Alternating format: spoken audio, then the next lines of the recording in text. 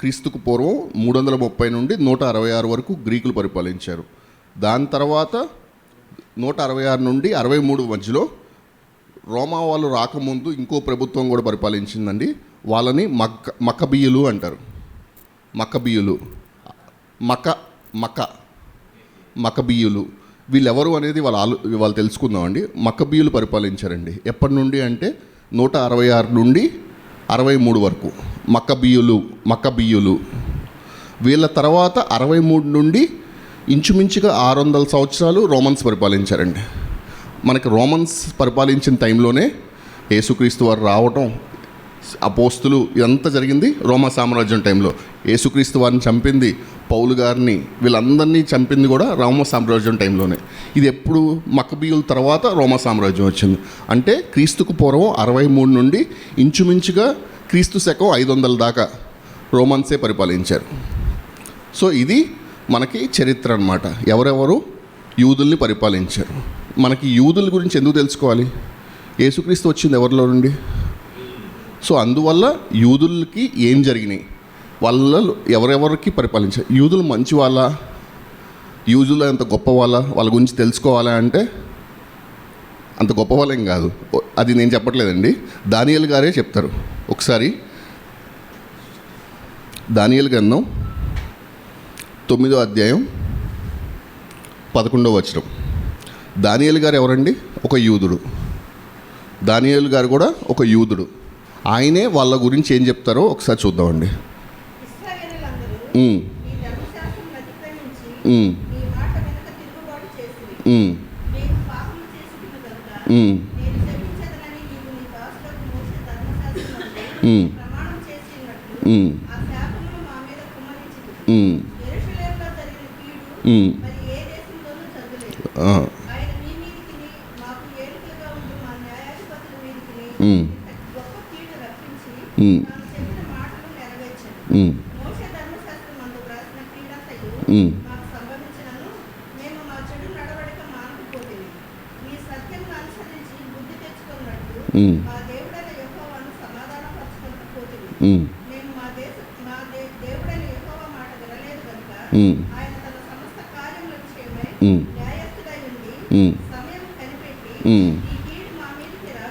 చాలండి. ఇక్కడ ఏమని రాశారు చూసారు, చాలా మంచి మాట. ఏంటంటే ఆయన సమయం కనిపెట్టంట ఎవరికి ఎప్పుడు అప్పగించాలి అని చూసల్లా అప్పగించాడంట యూదుల్ని. అంటే ఆయన చాలా గొప్ప కార్యాలు చేశాడు యూదుల పట్ల. కానీ వీళ్ళు అవిధేయతతో బతికేవాళ్ళు. ఎంతసేపు తప్పు, వీళ్ళు చేసినంత పాపం, వీళ్ళు చేసినంత అన్యాయం దేవుడికి ఎవరూ చేయలేదు. అదే మాట రాసి ఉంటుంది అనమాట. ఏమని? ఈ మా దేశము చేసినంత కీడు మరి ఏ దేశము చేసి ఉండదు. అంత భయంకరంగా బతికారు. దేవుడు మేలుల మీద మేలులు చేస్తుంటే వీళ్ళు మేలులు పొందుకొని మర్చిపోయి దేవుణ్ణి విసర్జించేవాళ్ళు. ఆయన విసర్జించిన కొద్దీ ఆయన ఏం చేసేవాడు, వీళ్ళు తప్పు చేయడం, వీళ్ళని ఎవరో ఒకరికి అప్పగించడం, వాళ్ళు చిత్రహింసలు పెడతాం, మళ్ళీ వీళ్ళు వెళ్ళి దేవుడికి మొరపెట్టుకోవడం. అప్పుడు దేవుడు మళ్ళీ విడిపిస్తారు. మళ్ళీ కొన్నాళ్ళు బాగానే ఉంటారు, మళ్ళీ తప్పు చేస్తారు, మళ్ళీ దేవుడు వేరే వాళ్ళకి అప్పగిస్తారు. వీళ్ళ జీవితం అంతా కూడా నేర్చుకోరు, పాఠం నేర్చుకోరు. వీళ్ళకి తప్పు చేస్తారు, దేవుడు శిక్షిస్తాడు. పోనీ మారుతారా అంటే మారరు. మళ్ళీ కాసేపు అవ్వగానే మళ్ళీ తప్పు చేస్తారు, మళ్ళీ దేవుడు ఇంకో రాజ్యానికి అప్పగిస్తారు. ఆ రాజ్యం చిత్రహింసలు పెడతా ఉంటాయి. అలా వీళ్ళ చరిత్ర అంతా చూసుకుంటే ఇన్ని రాజ్యాలు వాళ్ళని ఎందుకు పరిపాలించినాయి? బాబిలోన్స్, మెడో పర్షియన్స్, గ్రీక్స్, రోమన్స్, మక్కబీయులు, ఇంతమంది ఎందుకు పరిపాలించారు? వీళ్ళకి చాలా విధేయత. అంటే దేవుడు వాళ్ళలో నుండి వస్తాడు, యేసుక్రీస్తు వారు వాళ్ళలో నుండి వస్తారు, మా తరం ఒక బ్లెస్డ్ తరం అని ఒక ఇగ్నోరెన్స్, ఒక నెగ్లిజెన్సీ. ఇప్పటికి కూడా మనం యెరూషలేమును కానీ చూసామంటే సమాధానం ఉండదు. ఎప్పుడు పాలస్తీనాతో యుద్ధం, లేదంటే ఇంకో దేశంతో యుద్ధం. వీళ్ళకి ఏంటంటే దేవుడు మాలో నుండే వస్తాడు, మేము బ్లెస్డ్ పీపుల్ అనే ఒక నెగ్లిజెన్సీ వల్ల పొరపాటు మీద పొరపాటు చేస్తూ ఉంటారనమాట. పొరపాటు చేయడం, మళ్ళీ వెళ్ళి క్షమాపణ అడగడం, మళ్ళీ పొరపాటు చేయడం, క్షమాపణ, ఒక అలవాటు అయిపోయిందనమాట వీళ్ళకి. అలా ఈ మనం పాత నిబంధనకి లాస్ట్, కొత్త నిబంధనకి స్టార్టింగ్ మధ్యలో ఈ 400 సంవత్సరాలు అని చెప్పా కదా, దాని గురించి ఎక్కడ రాసి ఉంది అంటే ఒకసారి దానియేలు గ్రంథం 8వ అధ్యాయం 5వ వచనం నుంచి చదువుదామండి. దానియేలు గ్రంథం 8వ అధ్యాయం 5వ వచనం నుండి.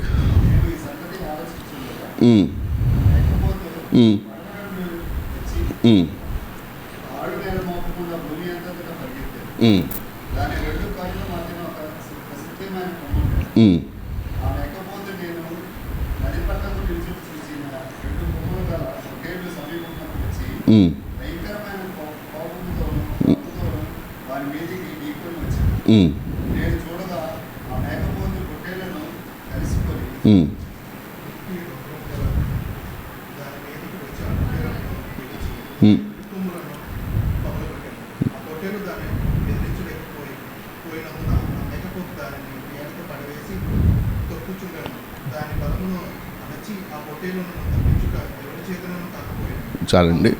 ఇప్పుడు ఈ మేకపోతే ఎవరు, పొటేలు ఎవరు? మనకి మేకపోతే అంటే సండే రోజు తెలుస్తుంది, కానీ ఇక్కడ బైబిల్లో రాసిన మేకపోతే ఎవరు, పొటేలు ఎవరు? మేకపోతే ఎవరు, పొటేలు ఎవరు? సో ఇక్కడ మేకపోతు అంటే మనకి గ్రీక్ సామ్రాజ్యం అండి. పొటేలు అంటే మాదీయ పార్సికులు, మెడో పర్షియన్స్. అందుకే మీరు అక్కడ చదివితే ఏమని రాసి ఉంటుందంటే, మనకి మాదీయ పార్సికులు 2 కొమ్ములు కలవయి అని ఉంటుంది. చూడండి 8వ అధ్యాయం 6వ వచనంలో, ఈ మేకపోతు నేను నది పక్క నిలుచుట చూచిన 2 కొమ్ములు గల పొటేలు. ఈ 2 కొమ్ములు గల పొటేలు అంటే ఇదే మెడో పర్షియన్ సామ్రాజ్యాన్ని 2 కొమ్ములు గల పొటేలు అంటారు. ఆ 2 కొమ్ములు ఏంటి? ఒక కొమ్ము వచ్చేటప్పటికి మాదీయులు, ఇంకో కొమ్ము వచ్చేటప్పటికి పార్సికులు. వాళ్ళని 2 కొమ్ములు గల పొటేలు అంటారు. మేకపోతు అంటే ఎవరంటే గ్రీక్ సామ్రాజ్యం. సో ఇప్పుడు ఏం జరిగింది? ఈ 2 కొమ్ములు కలిగిన పొటేల మీదకి మేకపోతు వెళ్ళి ఫైట్ చేసి మేకపోతు గెలిచిందంట. అంటే మాదీయ పార్సికుల మీదకి గ్రీకు వాళ్ళు యుద్ధానికి వెళ్ళి గెలుస్తారు. అందుకే కదా మాదీయ పార్సికుల తర్వాత ఎవరు వస్తారు? గ్రీకులు వస్తారు. దాని గురించి ఇక్కడ రాస్తున్నారు. సో మనకి మలాకీ గ్రంథంలో ఎక్కడి దాకా రాసి ఉంటుందంటే, యూదులు బబులోన్ చెరలోకి వెళ్తారు, తర్వాత బబులోన్ చెరలో నుండి బయటకు వస్తారు. ఆ బబులోన్ చెరలో నుండి బయటకు వచ్చిన తర్వాత రాయబడిన పుస్తకం మలాకీ. సో బబులోన్ చెరలోకి ఎప్పుడు వెళ్తారు? నెబ్కద్నెజర్ టైంలో, బబులోన్ సామ్రాజ్యం టైంలో బబులోన్ చెరలోకి వెళ్తారు.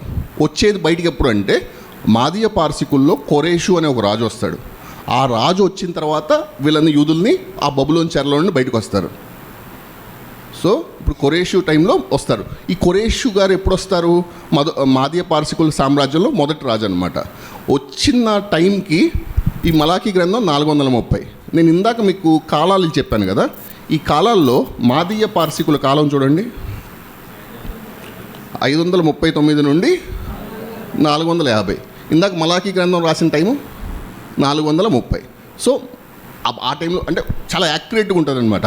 430లో మలాకీ గ్రంథం రాశారు. అంటే వాళ్ళు యూదులు బబులోన్ చెరలోకి వెళ్ళి బయటకు వచ్చిన టైంలో. బయటికి ఎప్పుడు వచ్చారు? మాదీయులు పారసికుల రాజు టైంలో. అది 430. వీళ్ళు మాదీయ పార్సికుల సామ్రాజ్యం ఎప్పటి నుండి ఎప్పుడు దాకా ఉంది? 539 నుండి 450.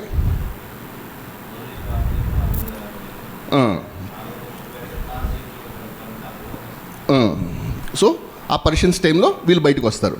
సో ఇలా వాళ్ళు మాదీయ పార్సికులు బయటకు వచ్చిన తర్వాత వాళ్ళు యూదుల్ని బయటికి తీసుకొస్తారు. ఆ మాదీయ పార్సికుల మీదకి ఎవరు వస్తారు అంటే, ముందుగానే భవిష్యత్తు తెలిసిన దేవుడు ముందుగానే చెప్తున్నారు, మీ మీదకి ఎవరు వెళ్తారు యుద్ధానికి అంటే గ్రీకులు వెళ్తారు. ఆ గ్రీకుల్లో మనం ఒకసారి ఇంకొంచెం కిందకి వెళ్ళి చదివితే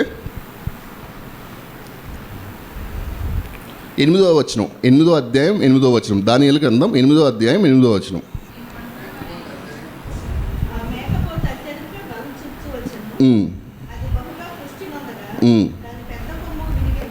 ఇక్కడ ఏమని అంటున్నారండి?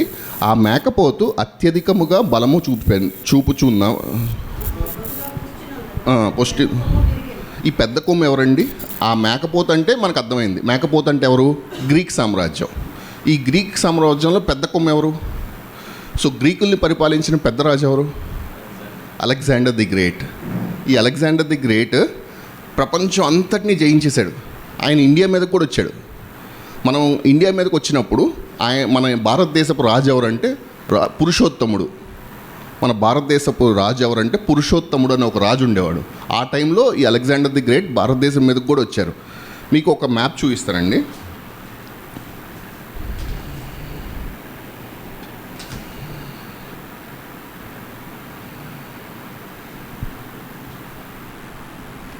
ఎంతమంది కనిపిస్తుంది? ఇది వరల్డ్ మ్యాప్ అనమాట. దీంట్లో రెడ్ కలర్ లైన్ కనిపిస్తుందా? రెడ్ కలర్ లైన్ ఇదంతా అలెగ్జాండర్ తన స్వాధీనంలో చేసుకున్న రాజ్యాలన్నమాట.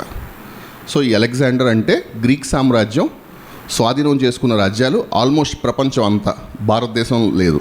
భారతదేశం మీదకి వచ్చి ఫైటింగ్ చేసుకొని రిటర్న్ జర్నీ వెళ్ళేటప్పుడు అతనికి భయంకరమైన జ్వరం వస్తుంది. ఆ జ్వరంతో వణుకుతూ చనిపోతాడు అనమాట. సో భారతదేశాన్ని అలెగ్జాండర్ స్వాధీనం చేసుకోలేదు, బట్ ప్రపంచంలో చాలా దేశాలని స్వాధీనం చేసుకున్నాడు. ఇక్కడ ఈ పెద్ద కొమ్ము అంటే ఇక్కడ మళ్ళీ ఒకసారి 8వ అధ్యాయం 8వ వచనం అంటే మళ్ళీ ఒకసారి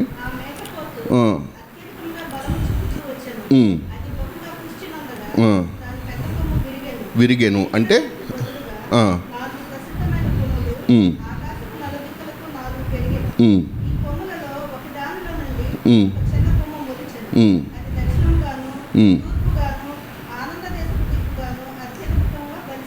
చాలండి. ఇక్కడ పెద్ద కొమ్ము అంటే మనకు అర్థమైంది అలెగ్జాండర్ ది గ్రేట్. ఆయన బాగా బలిసిన తర్వాత చనిపోతాడు. చనిపోయిన తర్వాత ఎవరు వస్తారంటే 4 కొమ్ములు వస్తాయని అంటారు. ఆ 4 కొమ్ములు ఎవరంటే గ్రీక్ సామ్రాజ్యంలో ఉన్న 4 సైన్యాధిపతులు. అంటే అలెగ్జాండర్ కింద 4 సైన్యాధిపతులు ఉండేవాళ్ళు.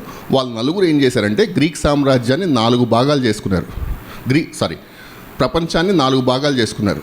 ఒక్కొక్క భాగాన్ని ఒక్కొక్క సైన్యాధిపతి తీసుకున్నాడు అనమాట. అంటే అలెగ్జాండర్ ది గ్రేట్ 33వ సంవత్సరంలో చచ్చిపోతాడండి. అతనికి 33 ఏళ్ళప్పుడే అలెగ్జాండర్ చచ్చిపోతాడు.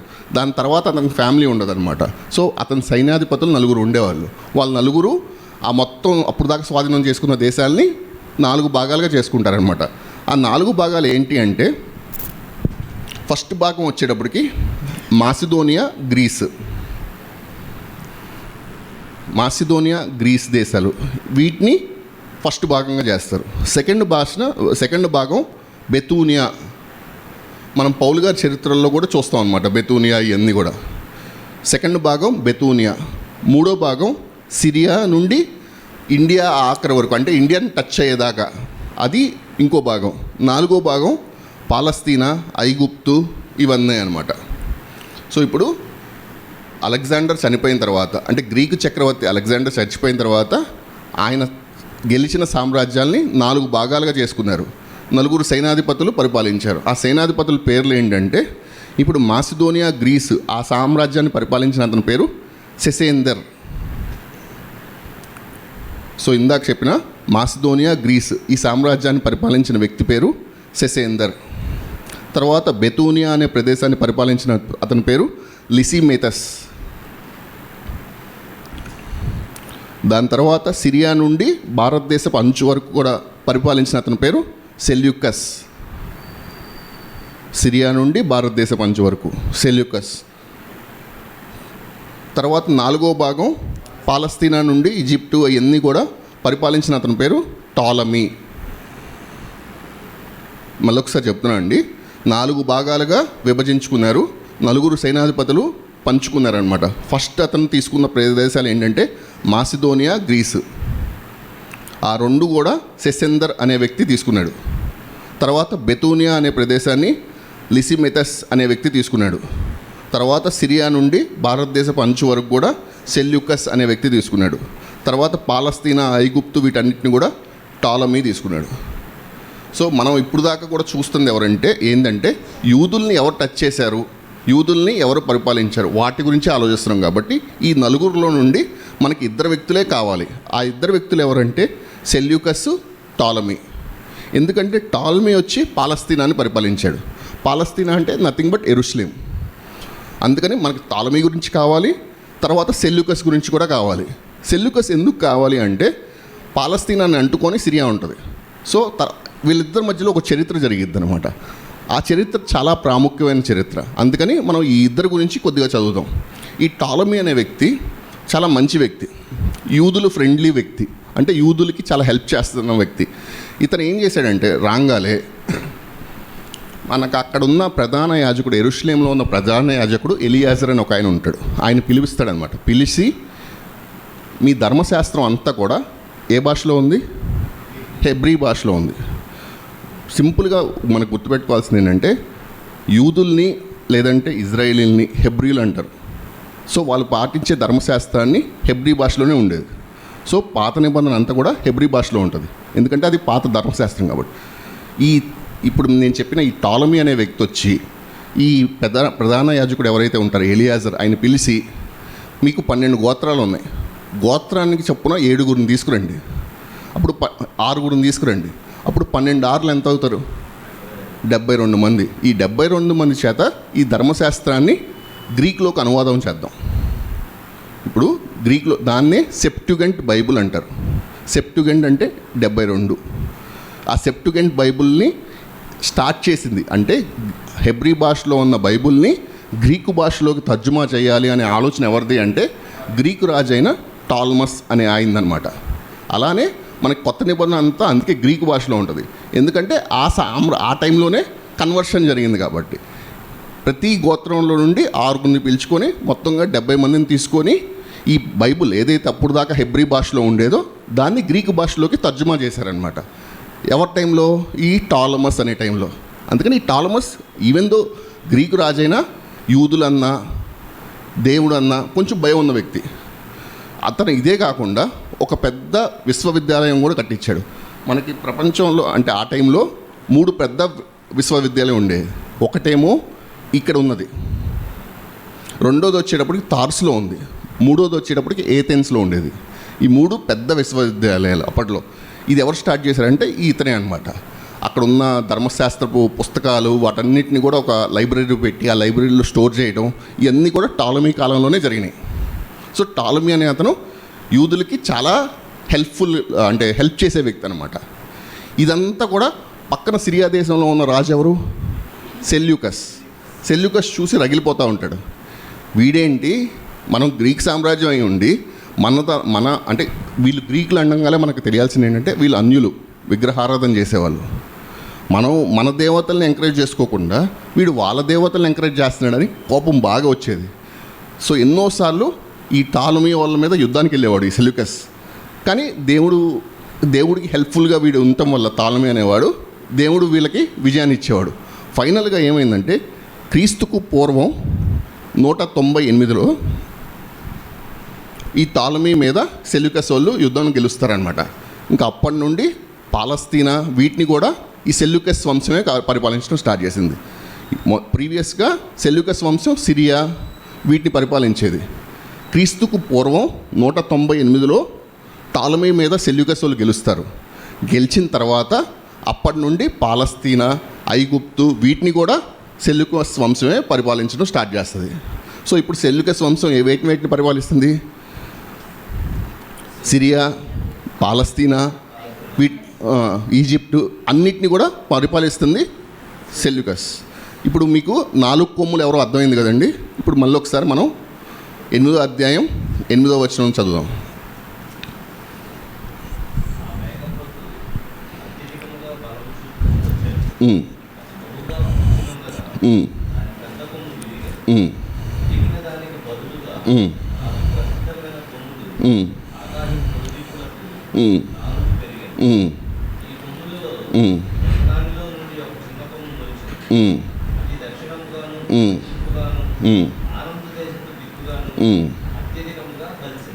చాలండి. ఇప్పుడు మనకి ఎక్కడ దాకా మనకు అర్థమైంది?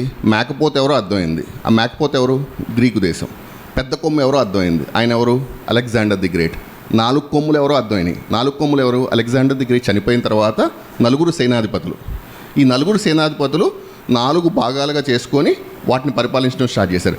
ఇప్పుడు ఏమంటున్నారు ఇక్కడ? దీని తర్వాత ప్రసిద్ధమైన కొమ్ములు ఆకాశపు, ఇక్కడ ఒక చిన్న కొమ్ము వచ్చిందంట. ఈ కొమ్ముల్లో నుండి ఒక దానిలో నుండి ఒక చిన్న కొమ్ము మొలిచెను. ఆ చిన్న కొమ్ము ఒక దానిలో నుండి, అంటే ఆల్రెడీ 4 కొమ్ములు ఉన్నాయి, దాంట్లో ఒక కొమ్ములో నుండి ఒక చిన్న కొమ్ము వచ్చింది. ఆ చిన్న కొమ్ము ఎవరు అంటే ఈ సెల్యూకస్ వంశంలో నుండే ఒక రాజు వస్తాడు. అతని పేరు అంతియోకస్ ఎఫీఫినస్. ఈ సెల్యూకస్ వంశంలో నుండి ఒక రాజు వస్తాడు. ఆ రాజు పేరు అంతియోకస్ ఎఫీఫినస్. ఈ రాజు వచ్చిన తర్వాత ఈ సెల్యూకస్ వంశం యొక్క ఉద్దేశం ఏంటి? పాటిస్తే గ్రీకు సామ్రాజ్యం, గ్రీకు ఆచారాలు పాటించాలి. ఇదివరకు టాలమీ వంశం వాళ్ళు ఏం చేసేవాళ్ళు? యూదులు ఉన్నా మీ ఆచారాలు మీవయ్యా, నేను కదిలేను, మీరు ఇష్టం వచ్చినట్టు చేసుకోండి అని చెప్పేవాళ్ళు. కానీ వీడు వచ్చిన తర్వాత, ఈ సెల్యూకస్ వంశం వచ్చిన తర్వాత వీళ్ళు ఏంటంటే మా గ్రీకు సాంప్రదాయాలే మీరు ఫాలో అవ్వాలి, మీ ధర్మశాస్త్రం చదవకూడదు, మీ విశ్రాంతి దినం పాటించకూడదు, మీరు ఏదైతే గ్రీకులు పాటిస్తున్నారో ఆ దేవతలనే పూజించాలి అని బలంగా నమ్మే వంశం ఈ సెల్యూకస్ వంశం. వాళ్ళలో నుండి ఒక రాజు వస్తాడు. ఆ రాజు పేరు అంతియోకస్ ఎఫీఫినస్. ఈ రాజే ఆ చిన్న కొమ్ము అనమాట. ఆ 4 కొమ్ముల్లో నుండి ఒక కొమ్ములో నుండి వచ్చింది అంటున్నారు కదా, అందుకని ఆ 4 ఒక కొమ్ము ఏంటి? సెల్యూకస్ వంశం. ఆ వంశంలో నుండే ఈ చిన్న రాజు అయిన అంతియోకస్ ఎఫీఫినస్. వీడి గురించి ప్రత్యేకంగా ఎందుకు రాశారు బైబిల్లో అంటే, వీడు యూదులకి భయంకరమైన శ్రమలు పెట్టాడు. ఎన్ని శ్రమలు పెట్టాడంటే, యూదులు బాగా నమ్మేది ఏంటంటే యెరూషలేం దేవాలయంలో వేరే ఏది అంటే మనం అపవిత్రమైన ఏది తీసుకొచ్చేవాళ్ళు కాదు. వీడు రాంగాలు ఏం చేశాడంటే, ఒక పందిని ఆ దేవాలయంలో నడిపించుకుంటూ తీసుకెళ్ళి ఒక బలిపీఠం పెట్టి ఆ బలిపీఠం మీద పందిని బలి అర్పించాడు. ఎప్పుడైనా సరే బలిపీఠం మీద మామూలుగా మనం చదివాము పాత నిబంధనలో, ఏదన్నా ఒక మేకను ఇట్లాంటివి ఇస్తారు బలి. వీడేం చేశాడంటే, యూదులు కొద్దిగా దాన్ని ఏమంటారు, ఇష్టం లేకుండా లేదంటే బ్యాడ్గా భావించేది పందిని అనమాట. ఆ పందిని తీసుకొని ఆ యూదుల దేవాలయంలో బలిపీఠం మీద పెట్టి బలి అర్పిస్తాడు. అది చూసిన చాలామంది యూదులు తట్టుకోలేకపోయారు. ఎందుకంటే యూదులు చాలా రోషం కలిగిన వ్యక్తులు. ఇప్పుడు ఎవరైనా సరే ఒక ఆచారాన్ని నమ్ముతుంటే అది కాదనుకొని వేరే తీసుకొస్తుంటే వాళ్ళ మనసు ఎంత బాధపడిపోద్ది. అలా చాలామంది యూదుల్లో ఒక కోపం వచ్చేసింది. అట్లా చేస్తున్న వ్యక్తి మీదకి వెళ్ళిపోతారనమాట. ఇంకోటి ఏంటంటే, అక్కడ ఉన్న యాజకుల ప్లేస్లో కొత్త యాజకుల్ని పెట్టాలనుకుంటాడు ఇతను. ఆ కొత్త యాజకుల్ని పెట్టి, ఆ కొత్త యాజకులు ఏంటంటే ఇతనికి డబ్బు ఎవరు ఎక్కువ ఇస్తారో వాళ్ళని పెట్టాలనుకుంటాడు. పెట్టి ఇతని ఇష్టం వచ్చినట్టుగా చేయించేవాడు అనమాట. అది కూడా చూసి ఆ యూదులకి చాలా కోపం వచ్చేది. అలాంటి టైంలో ఒక యాజకుడు ఉండేవాడు. అతని పేరేంటంటే మత్తతియా. సో ఈ మత్తతియా అనే ఒక యాజకుడు ఏం చేశాడంటే, ఈ బేతేల్ అనే ఒక ప్రాంతం దగ్గర ఒక చిన్న ఊరు ఉందన్నమాట. ఆ ఊరిలో ఒక అన్య దేవతను తీసుకొచ్చి ఆ దేవాలయంలో పెట్టి అందరూ పూజించండి అని చెప్తారనమాట. అప్పుడు అక్కడ ఉన్న యాజకుడు, నేను ఇది చేయను అని చెప్తాడనమాట. అతని పేరే మత్తతియా. అప్పుడు ఆ ఒక అధికారి ఏం చేస్తాడంటే, ఈ అంతియోకస్ ఎఫీఫినస్ అనే వ్యక్తి ఒక అధికారిని పెడతాడు. ఆ అధికారి ఏం చేస్తాడంటే, నువ్వు కనుక ఇక్కడ మొక్కపోతే నిన్ను చంపేస్తావు అంటారు. అప్పుడు ఈ మత్తతియా ఏం చేస్తాడంటే, ఆ యూదుడు వేరే ఎవడో వచ్చి నేను మొక్కుతానని చెప్తాడనమాట. నీకు సిగ్గుందా? మనం యూదులు అయి ఉండి అన్య దేవతను మొక్కుతానంటావేంటి అని ఆ అధికారి ముందే వీళ్ళిద్దరు వాగ్వాదం చేసుకుంటారనమాట. చేసుకొని ఆ గొడవ చాలా పెద్దదైపోతే ఆ యూదుడిని, తర్వాత ఈ అధికారిని, వీళ్ళందరినీ కూడా ఈ మత్తతియా అనే ఆయన చంపేస్తాడు. ఇది రాజైన అంతియోకస్ ఎఫీఫినస్కి తెలిసిద్దనమాట.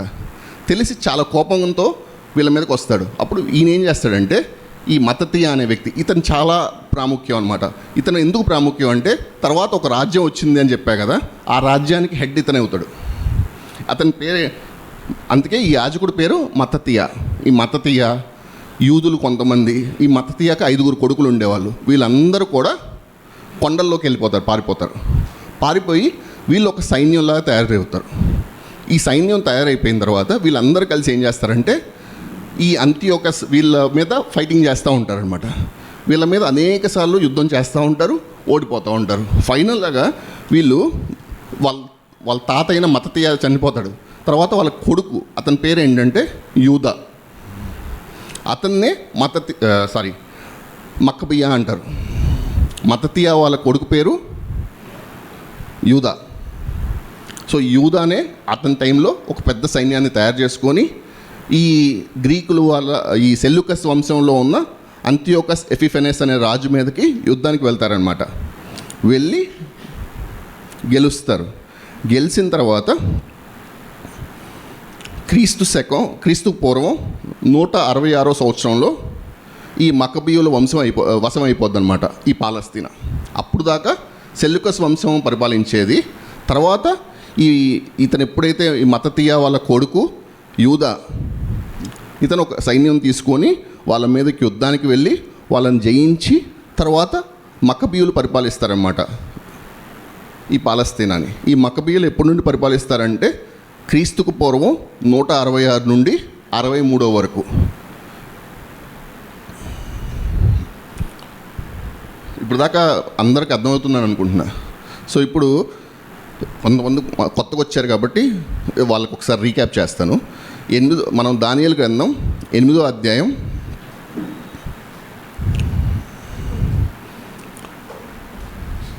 5వ వచనం నుండి ఈరోజు మనం ఆలోచిస్తున్నామండి. దానియేలు గ్రంథం 8వ అధ్యాయం 5వ వచనం.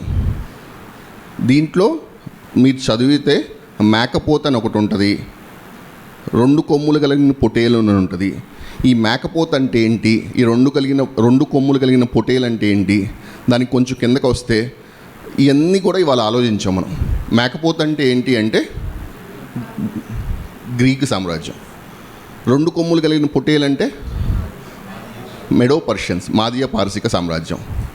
ఈ 2 కొమ్ములు కలిగిన పొటేల మీదకి మేకపోత వెళ్ళి గెలుస్తుంది. అంటే మాదియ పారసికుల మీదకి గ్రీకులు వెళ్ళి గెలుస్తారు. అది తర్వాత ఈ మేకపోతలో నుండి ఒక పెద్ద కొమ్ము ఉంటుంది, అది అలెగ్జాండర్ ది గ్రేట్.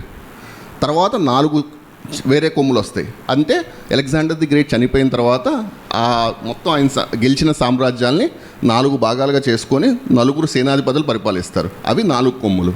ఆ 4 కొమ్ముల్లో నుంచి మనకు మెయిన్ ఇంపార్టెంట్ ఏంటంటే 2 కొమ్ములు. ఒకటి సెల్యూకస్, ఇంకోటి టాలమీ అనే అతనే యూదా ప్రదేశాలు, పాలస్తీనా వీటన్నిటిని పరిపాలించేవాడు. ఈ టాలమీ ఉన్నంత వరకు బాగుండేది, ఆయన అన్నిటిని ఎంకరేజ్ చేసేవాడు. టాలమీతో యుద్ధం చేసి సెల్యూకస్ వంశం గెలుస్తుంది. సెల్యూకస్ వంశం గెలిచిన తర్వాత భయంకరమైన కష్టాలు వస్తాయి. అప్పుడు ఒక చిన్న కొమ్ము వచ్చిందంటారు కదా, ఆ చిన్న కొమ్ము ఎవరంటే సెల్యూకస్ వంశంలో వచ్చిన యాంటియోకస్ ఎపిఫనెస్. సో ఇతను వచ్చి యూదులకి ఇష్టం లేని చాలా పనులు చేస్తాడనమాట. ఆ ఒక పని ఏంటంటే యూదుల దేవాలయంలో ఒక పందిని తీసుకొచ్చి బలిగా అర్పిస్తాడు. తర్వాత యూదుల దేవాలయంలో ఒక అన్య దేవతను తీసుకొచ్చి మొక్కమని అడుగుతాడు.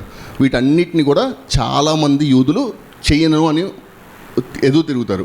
వాళ్ళలో నుండి ఒక ఆయన ఎవరంటే ఒక యాజకుడు మత్తతియా. ఈ మత్తతియా అనే ఆయన ఏంటంటే ఎదురు తిరిగి వేరే యూదుడు కూడా అన్య దేవతను మొక్కపోతుంటే వాడిని, ఈ అధికారిని అందరినీ చంపేస్తాడు. అప్పుడు గొడవ పెద్దదైపోయి ఈ అంతియోకస్ ఎపిఫెనెస్ ఒక సైన్యాన్ని పంపిస్తాడు వీళ్ళ మీదకి. అప్పుడు వీళ్ళు కూడా కొంతమంది ఏర్పడి కొండల్లోకి వెళ్ళిపోయి వీళ్ళకి ఫైటింగ్ జరుగుతూ ఉంటుంది. చాలా సంవత్సరాలు ఫైటింగ్ జరిగిన తర్వాత ఫైనల్గా మత్తతియా వాళ్ళ కొడుకు యూదా ఉంటాడు. ఆ టైంలో వీళ్ళు వాళ్ళ మీద గెలుస్తారనమాట. గెలిచి అప్పటి నుండి పాలస్తీనాని ఈ పర్టికులర్ మక్కబీయులు స్టార్ట్ చేస్తారు. మక్కబీయులు అంటే ఎవరు లేదు, వాళ్ళు కూడా యూదులే. యూదుల్లో మత్తతియా అనే వంశం నుండి వచ్చిన వ్యక్తి వాళ్ళు ఈ మక్కబీయులు అనమాట. ఈ మక్కబీయులు ఎప్పటి నుండి పరిపాలిస్తారంటే క్రీస్తుకు పూర్వం 166 నుండి 63 వరకు. ఈ మక్కబీయుల తర్వాతే ఈ మక్కబీయులు ఎప్పుడు ముగిస్తుంది అంటే రోమా చక్రవర్తి పాంపే అనే ఒక ఆయన వస్తాడనమాట. ఆ పాంపే అనే ఒక ఆయన వచ్చిన తర్వాత ఈ మక్కబీయుల మీద గెలుస్తాడనమాట. అప్పటి నుండి రోమా సామ్రాజ్యం స్టార్ట్ అవుతుంది. అప్పుడు దాకా మక్కబీయులు పరిపాలిస్తారు. క్రీస్తుకు పూర్వం 63వ సంవత్సరంలో రోమా సామ్రాజ్యం పాంపే అనే రాజు వచ్చి అప్పటి నుండి రోమా సామ్రాజ్యం స్టార్ట్ అయింది. సో ఇప్పుడు మనకి దానియేలు గ్రంథం ఈ 8వ అధ్యాయం చదువుతుంటే చిన్న కొమ్ము అన్నా, 4 కొమ్ములన్నా, పెద్ద కొమ్ము అన్నా, మేకపోతన్నా, పొటేలన్నా ఏంటి అనేది అర్థమైంది. ఇంకా కొంచెం బాగా దీన్నే దానియేలు గ్రంథం 8వ అధ్యాయం 15వ వచనం నుండి కూడా అదే దాన్ని మళ్ళీ ఎక్స్ప్లెయిన్ చేస్తారండి. ఒకవేళ దానియేలు గ్రంథం 8వ అధ్యాయం 15వ వచనం నుండి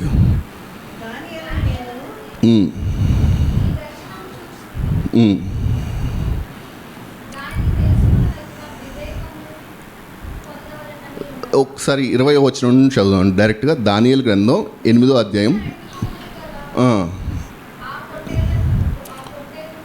ఆ, ఆ. పార్సీల యొక్కయు రాజులను నేను ఇందాక మీకు ఏదైతే ఎక్స్ప్లెయిన్ చేశానో ఆ రెండు ఏమంటున్నారు, ఆ పొటేలు ఉన్నదే అది మాదీల యొక్కయు పార్సీల యొక్కయు రాజులను సూచించుచున్నది. బొచ్చుగల ఆ మేకపోతు గ్రీకు రాజులను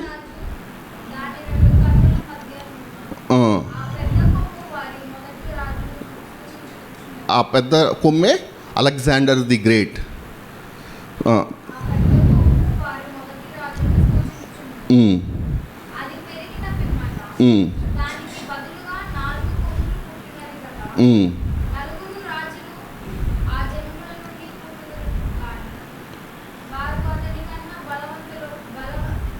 బలము గలవారుగా ఉండరు అంటే అలెగ్జాండర్ ది గ్రేట్ కంటే వాళ్ళ సైన్యాధిపతులు అంత స్ట్రాంగ్గా కాదు అని చెప్తున్నారనమాట. అలెగ్జాండర్ ది గ్రేట్ చాలా స్ట్రాంగ్, చాలా దేశాలని స్వాధీనం చేసుకుంటాడు. కానీ ఆయన తర్వాత వచ్చిన వాళ్ళ నలుగురు సైన్యాధిపతులు ఆయనంత స్ట్రాంగ్ కాదు, అంటే అలెగ్జాండర్ ది గ్రేట్ అంత స్ట్రాంగ్ కాదు. తర్వాత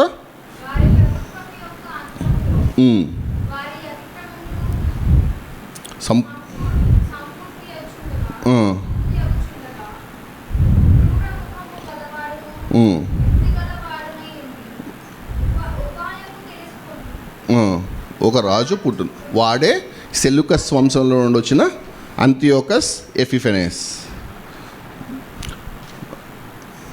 తిరుగుబాటు చేసిరి, దానిని బట్టి నీవు సకల దేశములను మమ్మల్ని తరిమితివి.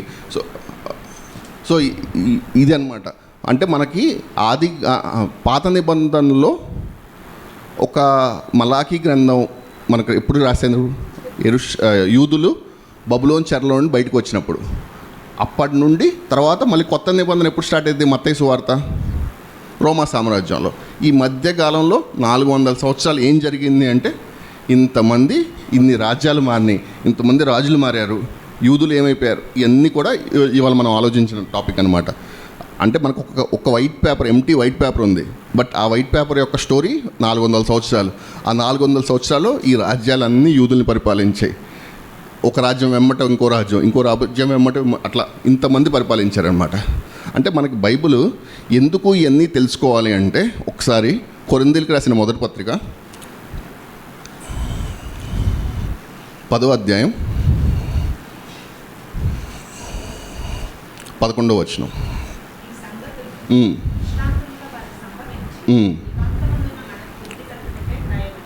అంటే ఈ సంగతులు అంటే మనకు పాత నిబంధన రంగాలే ఒక స్టోరీ అనుకుంటాం, కానీ అవన్నీ వాళ్ళకి దుష్టాంతములుగా వాళ్ళకి సంభవించి యుగాంతమందున్న మనకి బుద్ధి కలుగుటకై రాయబడ్డాయంట. సో మనం ఇవన్నీ చదువుతుంది ఎందుకు అంటే, ఇప్పుడు యూదులు ఎందుకు అన్ని మేలు పొందుకుంటారో కృతజ్ఞత కలిగి బతకొచ్చు కదా, ఎందుకు బ్రతకలా? మనం కూడా దేవుని దగ్గర నుండి మేలు పొందుకున్న తర్వాత కృతజ్ఞతగా బ్రతకపోతే వీళ్ళందరికీ మనకు ఒక ఎగ్జాంపుల్ అనమాట. అందుకే ఆయన ఏం చెప్తున్నాడంటే, దుష్టాంతములుగా వారికి సంభవించి యుగాంతమందున్న మనకి బుద్ధి కలుగుటకై రాయబడ్డాయంట. సో వీటన్నిటిని చదువుతున్న మనం ఒక పాఠం మనకి ఇవన్నీ. మనం ఎప్పుడైనా సరే దేవుని నుండి మేలు పొందుకుంటే మంచిగా ఉండాలి, థ్యాంక్ఫుల్గా ఉండాలి, కృతజ్ఞత కలిగి ఉండాలి. అలా లేకపోతే దేవుడు శ్రమలకి మనల్ని అప్పగిస్తాడు. ఆ శ్రమల్లో మళ్ళీ దేవుని వేడుకుంటే కాపాడొచ్చాము, కానీ ఎందుకు అక్కడ దాకా వెళ్ళడం? ఆయన దగ్గర నుండి మేలు పొందుకొని మంచిగా బ్రతకాలి. మంచిగా బ్రతకకుండా మన ఇష్టం వచ్చినట్టుగా బ్రతికితే దేవుడికి ప్రకృతి మీద ఫుల్ కంట్రోల్ ఉంది, దేనికైనా అప్పగించవచ్చు. నిన్నే చూసాం కదా, కావేరీ ట్రావెల్స్ బస్సు, అందరూ హ్యాపీగా పడుకొని నిద్రపోతూ వెళ్తున్నారు. ఒక్క రాత్రి జీవితాన్ని మార్చేసింది. ఇప్పుడు ఒక తండ్రి చనిపోయాడు అనుకోండి, వాళ్ళ ఫ్యామిలీ ఇంటి దగ్గర వెయిట్ చేస్తూ ఉంటాడు వస్తుందని. అట్లా ఒక నిమిషం చాలు, మన జీవితాలన్నీ కూడా రెప్పపాటులో ఏమైపోవచ్చో తెలియదు. సో మనం కూడా ఈ యూదుల వలె అవిధేయత కలిగిన వాళ్ళుగా ఉండకూడదు. మంచి దేవుడి దగ్గర నుండి మేలు పొందుకుంటున్నాం కదా, మంచి ఆరోగ్యం ఉంది, మంచిగా బ్రతుకుతున్నాం, ఎప్పుడు కూడా కృతజ్ఞత కలిగి, దేవుడు అంటే అశ్రద్ధ ఉండకూడదు, దేవుడి పని అంటే అశ్రద్ధ ఉండకూడదు, మంచిగా బ్రతికి దేవుని చిత్తాన్ని నెరవేర్చి మళ్ళీ తిరిగి ఆ లోకానికి వెళ్ళాలి. అది మన గోల్గా పెట్టుకొని మంచిగా బ్రతకాలని ఈ యొక్క అంశాన్ని మీ అందరి ముందు తీసుకొచ్చాను. ఇంత ముగించుకుందాం అండి, ప్రార్థన చేసుకుందాం. తండ్రి మహారాజా, ప్రభా, యూదుల చరిత్ర అంతా ఇవాళ మేము ఆలోచించాం ప్రభా, పాత నిబంధనకి కొత్త నిబంధనకి మధ్యలో ఒక తెల్ల కాగితం ఉంది ప్రభా. ఆ తెల్ల కాగితం యొక్క చరిత్ర 400 సంవత్సరాలు ప్రభా. అప్పుడు ఎన్ని రాజ్యాలు మారాయి, ఎంతమందికి నువ్వు యూదులను అప్పగించావు, వాళ్ళలో నుండి మళ్ళీ ఎలా విడిపించావు, ఇవన్నీ కూడా ఆలోచించాం ప్రభా. మేము వీటన్నిటిని విన్న మేము ప్రభా మంచిగా జీవించాలి ప్రభా. ఎప్పుడు కూడా మా అవిధేయత మాలోకి రాకుండా మంచిగా బ్రతికి మీ చిత్తాన్ని నెరవేర్చి మీ రాజ్యానికి చేరే భాగ్యాన్ని దయచేయమని ఈ చిన్న ప్రార్థన క్రీస్తు పేరిట అడుగుతున్నాం తండ్రి.